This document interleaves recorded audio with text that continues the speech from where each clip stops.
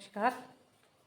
अभी का जो ये वीडियो है आप लोग जैसा कि देख रहे होंगे, ये जिनका जिनका जाति प्रमाण पत्र है तो ये इसका परिशिष्ट है और ये किस तरह से बनना है इसी फॉर्मेट में बनेगा। आप लोगों ने जो बनवा लिया है वो लेकर के जाइएगा। अगर मान लीजिए जिनका अभी तुरंत होना है या फिर हिंदी वालों का, तो वो लोग तुरंत ले जा सकते हैं। ठीक है।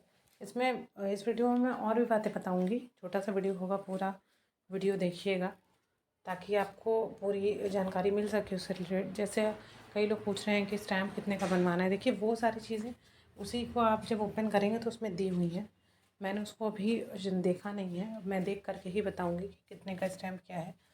और बाकी देखिए जो वरीयता क्रम है तो डिस्टेंस के हिसाब से भी कॉलेज का जो आपको भरना है और कैटेगरी वाइज भी भर सकते हैं। और एक और बात भी लोग पूछ रहे हैं या सामने आ रही है कि सपोज़ करिए कि मतलब एससी कैटेगरी का कोई कैंडिडेट है या ओबीसी कैटेगरी का कोई कैंडिडेट है तो वहाँ पे सीट नहीं है, तो फिर क्या?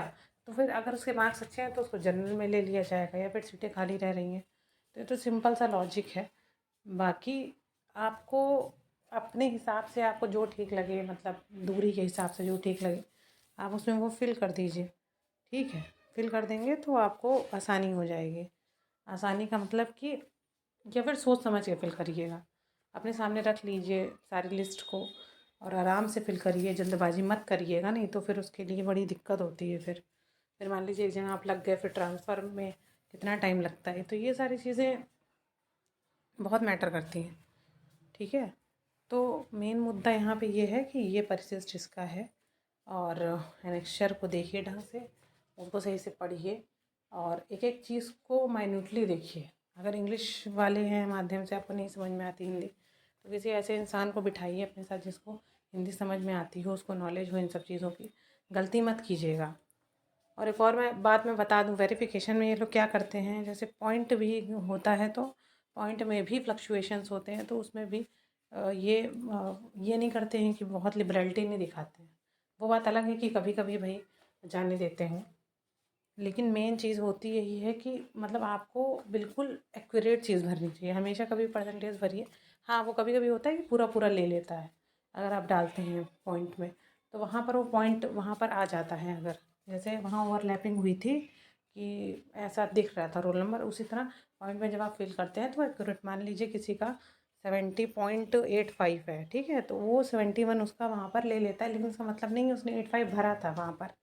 ठीक है, तो उसकी गलती नहीं थी।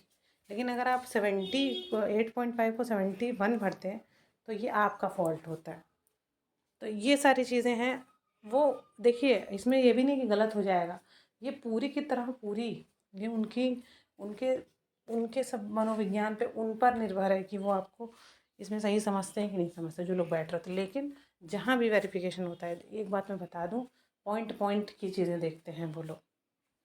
जितना अभी तक मैंने अपने अनुभव से सीखा है आज तक, और सारी चीज़ों से मैंने सीखा है, और तो मैंने यही जाना है कि ऐसा होता है। ठीक है। बाकी हाँ, वैरी करता है इंसान। अगर थोड़ा लिबरल होता है तो वो कहता है ठीक है आप जाइए अंदर, आप दे लीजिए। कई लोग तो इसी में परेशान रहते हैं कि क्या कैसे किया जाए। ठीक। तो ये सब चीज़ें हैं, तो आप लोग को ये सब ध्यान रखना है, सब कुछ अच्छे से करना है। और बार बार मैं ऑल द बेस्ट तो बोलती ही रहूँगी। और बस इतनी सी चीज़ें हैं। और भी कई क्वेश्चंस हैं, मैं आगे जवाब दूँगी उन सब चीज़ों के। आप लोग पूछते हैं तो मैं तो जो भी होता है मैं रिप्लाई ज़रूर करती हूँ।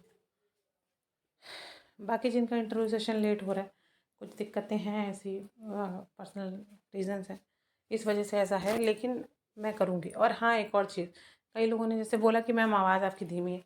देखिए फैमिली में कुछ ऐसा जैसे हो जाए आपके साथ, कुछ ऐसी घटना घट जाए, मैं अभी नहीं बता सकती, लेकिन कुछ ऐसी घटना घट जाए तो आप कैसे तेज़ आवाज़ में बोल पाएंगे।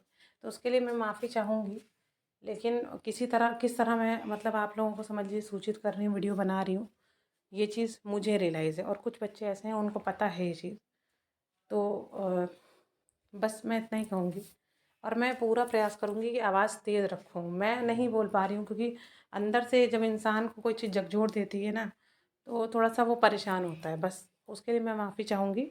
कुछ दिनों में मैं आपको उसी तेज़ आवाज़ के साथ मिलूँगी। बस तो तब तक के लिए धन्यवाद, नमस्कार और ऑल द बेस्ट सबको। और अगर चैनल उपयोगी लगता हो तो लाइक शेयर सब्सक्राइब करना ना भूलें और जुड़िए, ज़्यादा से ज़्यादा लाइक किया कीजिए बस, ताकि ये एल्गोरिदम में अच्छे से जाए बस। तब तक के लिए धन्यवाद, नमस्कार, आपका दिन शुभ हो।